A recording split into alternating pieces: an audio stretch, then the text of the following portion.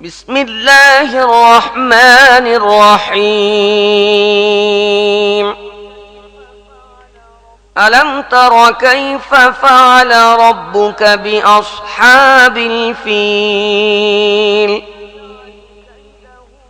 ألم يجعل كيدهم في تضليل ألم يجعل كيدهم في تضليل وأرسل عليهم طيرا أبابيل ترميهم بحجارة من سجيل فجعلهم كعصف مأكول বিসমিল্লাহির রহমানির রহিম। তুমি কি দেখোনি তোমার রব হাতিওয়ালাদের সাথে কি আচরণ করেছেন? তিনি কি তাদের কৌশল ব্যর্থ করে দেননি?